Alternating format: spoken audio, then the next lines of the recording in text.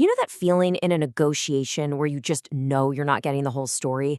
Well, in this quick explainer from ME Consulting, we're going to break down a super powerful but really simple technique to fix that.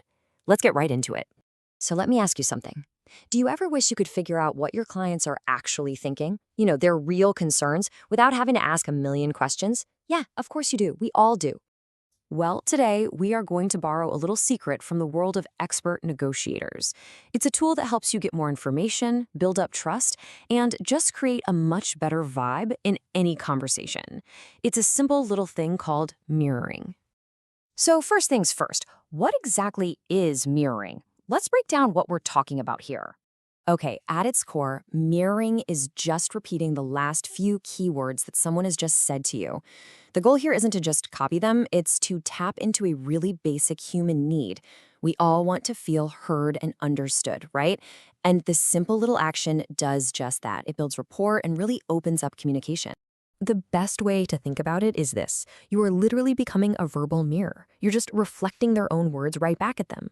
And what that does is it encourages them to keep talking and explain what they're thinking in a lot more detail. Okay, so that's the what. It sounds pretty easy, right? But the how you do it? That's where the real magic happens. Let's look at the process. It's super simple. There are really only 3 steps. First, you have to actually listen. I mean, really listen to what they're saying.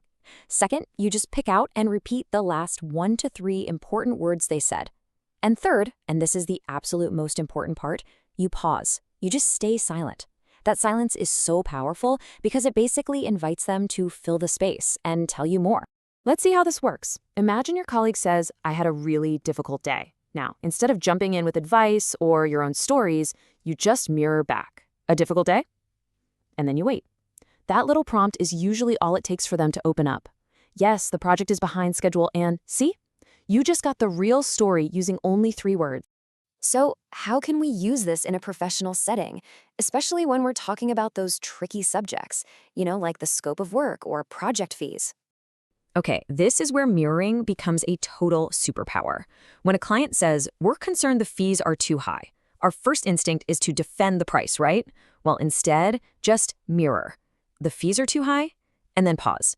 If they say the timeline is very aggressive, you just say, "Very aggressive?" You're not agreeing, you're not disagreeing, you're simply inviting them to explain their thinking.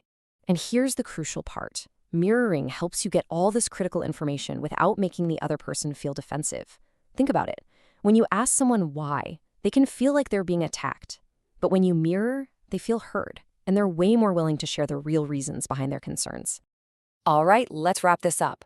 What are the key things you should remember about this simple but powerful technique? The benefits are really clear and pretty powerful.